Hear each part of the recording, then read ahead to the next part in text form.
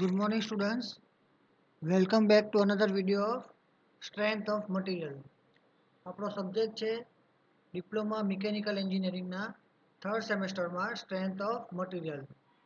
હવે લાસ્ટ લેક્ચરમાં આપણું જે ચેપ્ટર નંબર 5 છે ડિફ્લેક્શન ઓફ બીમ એના ઉપર આપણે એક્ઝામ્પલ્સ જોઈ ગયા હતા અને આપણે ફાઇન્ડ આઉટ કરી ગયા હતા કે આપણો જે સ્લોપ છે અને ડિફ્લેક્શન છે તે અલગ અલગ બીમ કન્ડિશન માટે આપણને કેવી રીતે કેલ્ક્યુલેટ કરી શકીએ છીએ અને કઈ કઈ ફોર્મ્યુલા આપણે યુઝ કરવાની છે. આ લેક્ચરમાં આપણે બીજા બધા એક્ઝામ્પલ્સ કન્ટિન્યુ કરવાના છે આ ચેપ્ટરમાં. એક્ઝામ્પલ છે example number 7. A cantilever beam having cross section 100 by 200 mm is 3 meter long. એક કેન્ટિલીવર બીમ છે બરાબર કે જેનો ક્રોસ સેક્શન કેટલો છે 100 by 200 mm નો અને લંબાઈ કેટલી છે 3 મીટરનો. What UDL load should the beam carry to produce a deflection of 10 mm at free end? શું કીધું કે મારો જે ફ્રી એન્ડ છે તો એના પર મારે કેટલો UDL લગાવવાનો મારા બીમ પર કે જેના કારણે મને 10 mm નું ડિફ્લેક્શન મળે. Take E equal to 2 into 10⁵ newton પર mm સ્ક્વેર. હવે આપણી પાસે કયો બીમ છે તો કેન્ટિલીવર બીમ છે. તો પહેલા કેન્ટિલીવર બીમ માટે આપણા ક્રોસ સેક્શન ઓફ બીમ પરથી આપણે આઈની વેલ્યુ ફાઇન્ડ આઉટ કરીએ આપણે મોમેન્ટ ઓફ ઇનર્શિયાની. શું ફોર્મ્યુલા આવવાની રેક્ટેન્ગ્યુલર બીમ માટે BD ક્યુબ બાય 12. તો આપણને આઈ મળશે 66.66 into 10⁶ mm⁴ ને આપણને એની વેલ્યુ આપેલી છે 2 into 10⁵ ન્યૂટન પર mm સ્ક્વેર. હવે જ્યારે કેન્ટિલીવર બીમ ઉપર બરાબર યુડીએલ લોડ લાગતો હોય તો એના માટે ડિફ્લેક્શનની ફોર્મ્યુલા શું આવવાની y at point B is equal to WL⁴ by 8 E અને I.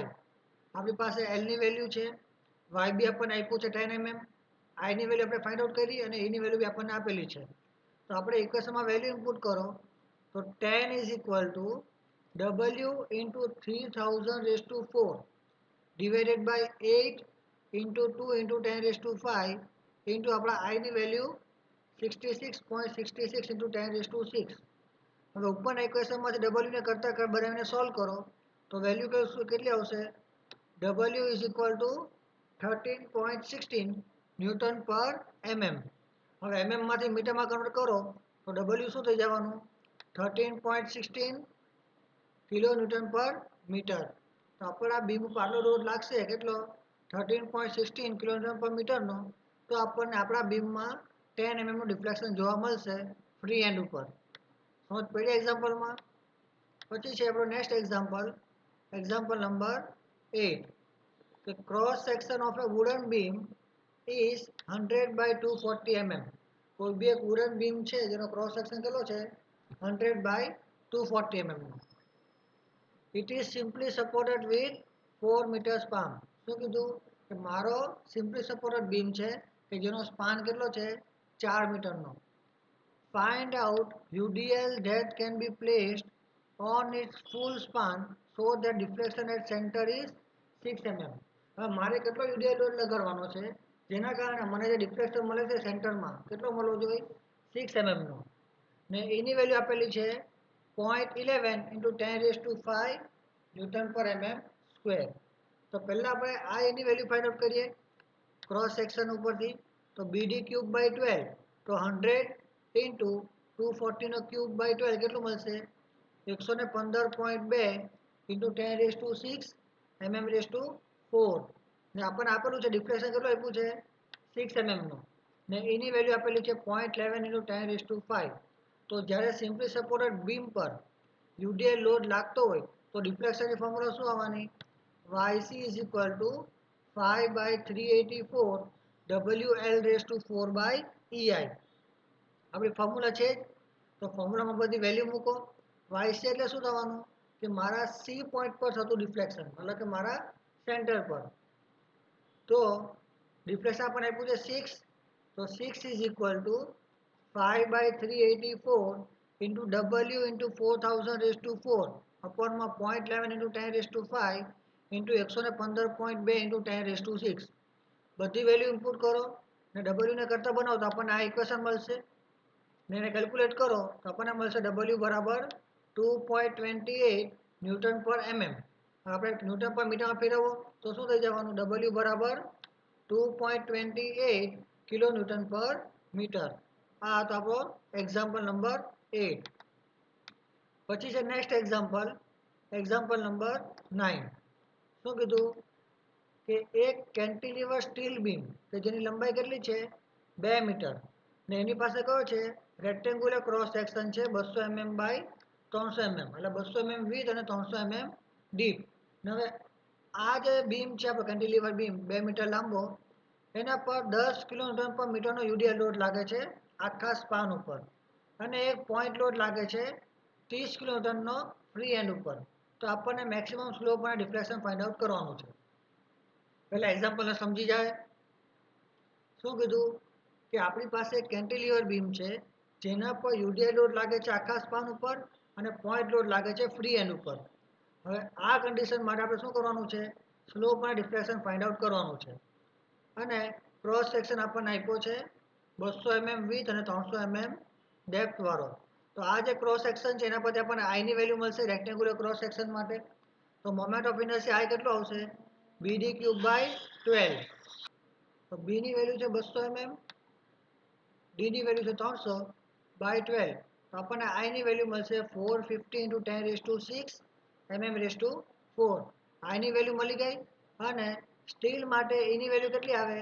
200 × 10⁻³ ન્યૂટન પર mm². બરાબર. હવે આપણે જે કેન્ટિલીવર બીમની કન્ડિશન છે પોઈન્ટ લોડ વિથ યુડીએલ લોડ, તો એના માટે થીટા બી ની ફોર્મ્યુલા એટલે કે સ્લોપની ફોર્મ્યુલા શું આવવાની?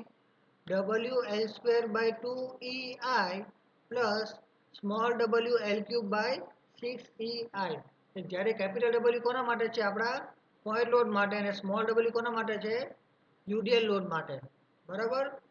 તો આપણે વેલ્યુ ઇનપુટ કરો તો થીટા મળશે આપણને 6.666 × 10⁻⁻⁴ પ્લસ 1.481 × 10⁻⁻⁴.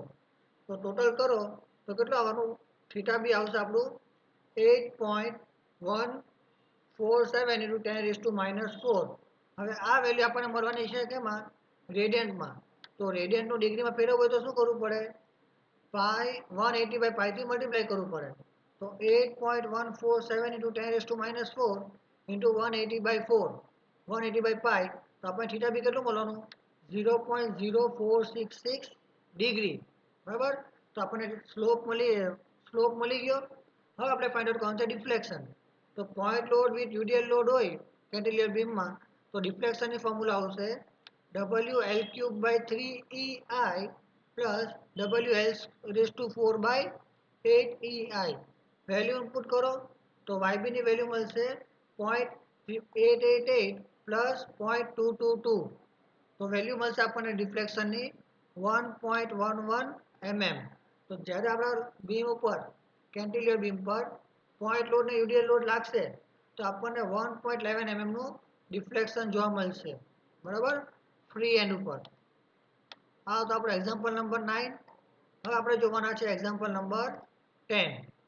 શું કીધું કે one simply supported beam 3 meter span carries a point load at center.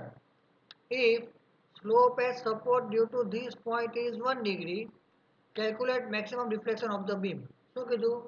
એક સિમ્પલી સપોર્ટેડ બીમ છે 3 મીટર લાંબો કે જેના સ્પાનના સેન્ટર પર શું લાગે છે? પોઈન્ટ લોડ લાગે છે. બરાબર. હવે આ પોઈન્ટ લોડના કારણે મારા બીમના જે એન્ડ પોઈન્ટ છે એટલે કે થીટા એ અને થીટા બી કેટલું મળે છે? 1 ડિગ્રી. તો આપણે મેક્સિમમ ડિફ્લેક્શન ફાઇન્ડ આઉટ કરવાનું છે. તો આપણને એક્ઝામ્પલમાં શું આપ્યું છે? થીટા આપ્યો છે એટલે કે theta A equal to theta B કેટલું છે? 1 ડિગ્રી. તો 1 ડિગ્રી માટે આપણે શું કરીએ? રેડિયનમાં કન્વર્ટ કરો. તો રેડિયનમાં કન્વર્ટ કરવા માટે શું કરવું પડે? π/180 થી મલ્ટીપ્લાય કરો તો આપણને મળશે 0.0174 રેડિયન. હવે થીટા અને થીટા બી ની વેલ્યુ મળી ગઈ. એલ ની વેલ્યુ આપણને આપેલી છે.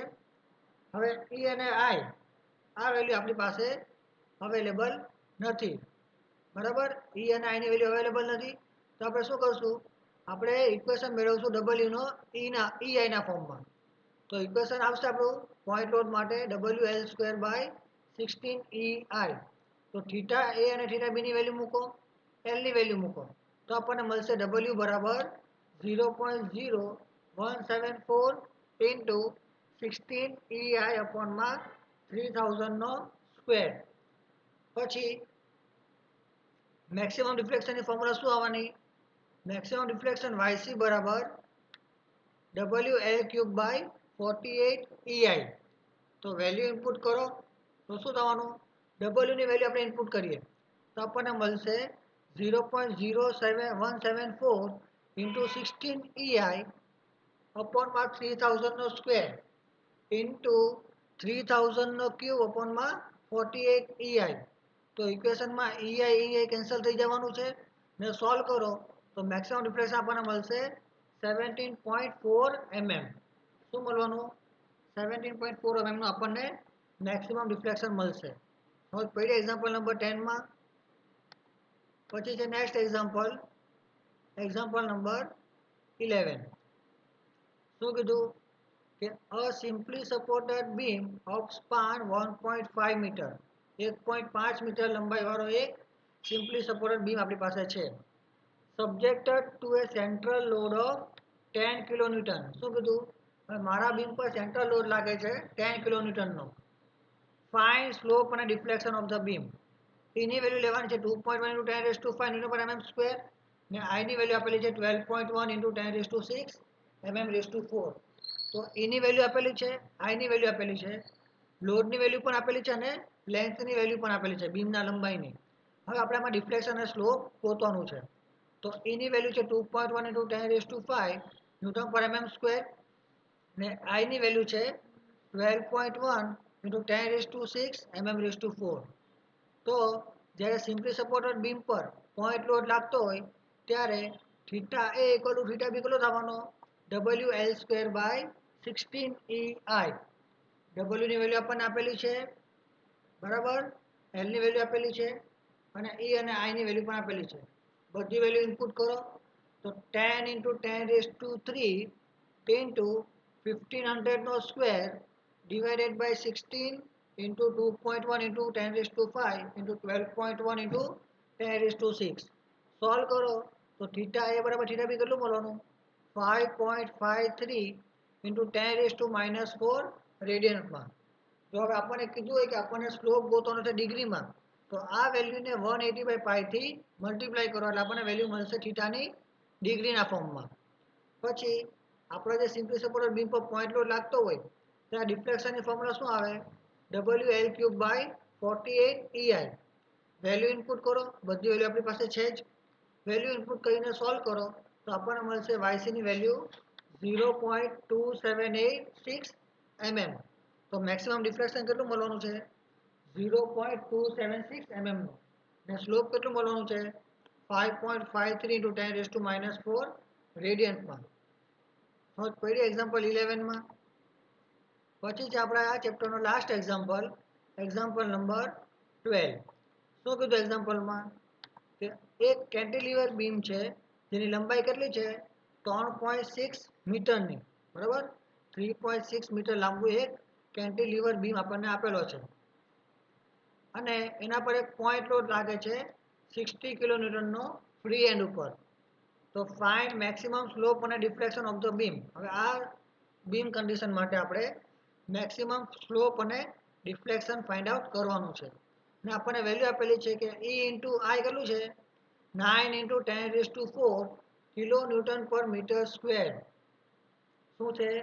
કિલોન્યુટન પર મીટર સ્ક્વેર છે. તો હવે આપણી જે વેલ્યુ આપેલી છે EIની કેટલી છે? કિલોન્યુટન પર મીટર સ્ક્વેર. હવે આપણે એને કન્વર્ટ કરવાનું છે ન્યૂટન ઇન્ટુ mmમાં. તો EIની વેલ્યુ કેટલી આપી છે? 9 × 10⁴ કિલોન્યુટન પર મીટર સ્ક્વેર. તો શું થઈ જવાનું? 9 × 10⁴ ઇન્ટુ 10⁵. કેમ? કિલોન્યુટનનું ન્યૂટનમાં ફેરવ્યું ઇન્ટુ 10⁶ મીટર સ્ક્વેરનું mm² ફેરવ્યું એના માટે. તો EIની વેલ્યુ કેટલી આવશે? 9 × 10⁻13 ન્યૂટન ઇન્ટુ mm². તો આવી ગયું. હવે આપણે ફાઇન્ડ આઉટ કરીએ થીટાની વેલ્યુ. તો કેન્ટિલીવર બીમ પર જ્યારે પોઈન્ટ લોડ લાગતો હોય તો થીટા બીની વેલ્યુ કેટલી આવવાની? WL²/2EI. વેલ્યુ ઇનપુટ કરો તો થીટા બી આપણને મળશે 4.32 ઇન્ટુ 10⁻³ રેડિયન. થીટા બી ભૂલી ગયો. મેક્સિમમ સ્લોપ આપણે ફાઇન્ડ આઉટ કરવાનું છે ડિફ્લેક્શન. તો ડિફ્લેક્શન માટે ફોર્મ્યુલા આવે YB બરાબર WL³/3EI. વેલ્યુ ઇનપુટ કરીને સોલ્વ કરો તો YB મળશે 10.368 mm. તો મેક્સિમમ સ્લોપ પણ મળી ગયું, મેક્સિમમ ડિફ્લેક્શન પણ મળી ગયું. સમજ પડી ગઈ એક્ઝામ્પલમાં.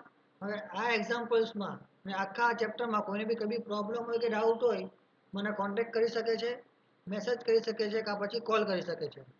આ વિડીયોને લાઈક અને શેર કરો, ચેનલને સબસ્ક્રાઈબ કરો. Thank you for watching this video.